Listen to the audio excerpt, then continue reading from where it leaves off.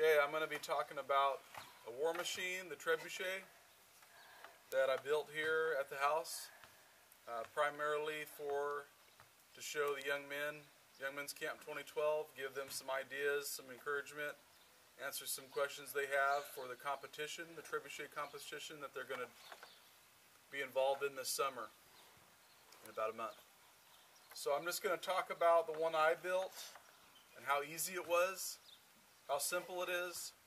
I built this one out of a pallet, a 2x6, and some just stuff I had laying around the house. And so I spent $0 on this machine. It throws good, it's simple, it's small enough to where I can move it around. Throws about 150 to 200 feet. Throws water balloons, tennis balls, baseballs, whatever. So I'm going to talk about what to me are really the three most important parts of the machine. The first one is the arm. This is just a 2x6 trimmed down a little bit. The length of this arm is about 7 feet. You can make it longer or shorter. Longer the arm is, the bigger the structure has to be. So there's some things to consider. So this one's about 7 feet long. The distance of the arm from this pivot to the end is about 4 or 5 times the distance from the pivot to my counterweight pivot. So that's kind of the rule of thumb, 3 to 5 times longer on this long end for your arm. And it just has to be strong enough. I'm throwing pretty light projectiles, so it doesn't have to be too beefy. I did put in these extra 2x6s just for some support so that this won't split. I don't know if it would have, but I put them in there just in case. I also put in some PVC spacers to keep my arm in the center of my supports. The other important part is your counterweight carriage. It's got to be big enough to hold the weight. This one holds 50 to 100 pounds when I'm launching it. So it's just got to be strong enough to hold that weight. I also put those additional supports on the arm back here. I just used some 1-inch conduit, metal conduit, for my axles. Seemed to work fine. I made the counterweight basket as narrow as I could so that I didn't have to make these supports very wide.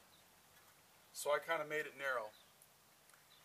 And I highly recommend building the arm first, then your counterweight carriage, and then build your frame to fit those two things. It just makes it easier, and you'll see why here in just a second. That way you know how wide to build it, how tall to build it. When your arm is latched down here, you want this angle to be about 45 degrees. That's going to be ideal. Another reason you want to build your arm first, so that you know how tall to make your supports. And so that you know where to make your latch, so that your base is long enough to provide a latch or trigger. As far as weight goes, I have a box of nail gun nails in there and a couple of dumbbells. So this is about 50 pounds that I've used in my counterweight. I can put in more. I can probably put 100 pounds. Just don't need to for these distances. So the third critical piece is the sling. The sling that I've got is just rope. It's attached, fixed on one end to my arm. It's just like a rock sling. One end's tied around your wrist, the other end you let go. Same concept. So the other end of my sling, I've got a loop on it, and there's a pin at the end of my arm. Got a little bit of an upward angle. It's not critical, but you should have some angle upwards so that your sling loop can latch onto your pin. And so when your arm goes up, this just slips off and lets go of the projectile. The length of this sling is going to determine the trajectory, your launch trajectory, which for distance you're going to want about 45-degree angle. So you'll just have to practice how long your sling should be in order to get the maximum, or if you're shooting at targets you can shoot shorter or farther with the length of this sling. So that just requires some practice. So then down here I've got some eyelets and an eyelet here as my trigger, and then I'm just using a pin to go in there as my trigger with a little string. So I've got my sling over my pin, and I've got this plank that's just a slide for the projectile so that it has somewhere to slide on before it gets up in the air. So you just need some kind of a piece of board down there. My projectile, I'm using about a 3-inch ball. It's just a foam ball. It weighs about 2.5 ounces, which is not ideal. 5 to 7 ounces would be better. I'd be able to throw it a little bit farther, but these work pretty good. So that's just in my pouch on my plank, and I've got this kind of pulled so that it's not going to fall off my pin.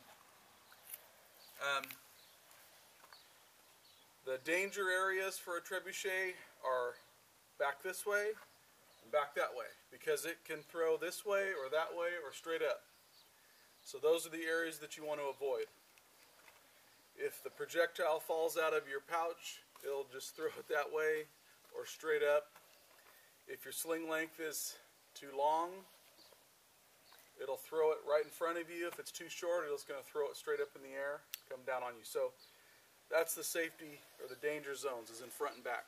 So watch out for that. So I'm cocked, got my weight in here, got my projectile in my sling, and I've got my trigger set. So I'm going to throw this ball out into the street about 150 feet. Here we go.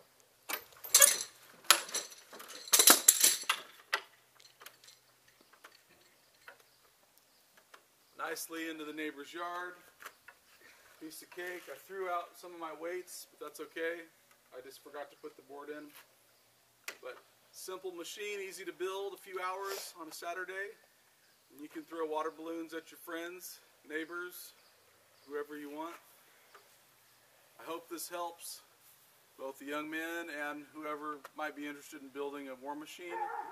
It's fun to do with your kids, hours of enjoyment, and pretty simple. Good luck, happy war machining, and we'll see you next time.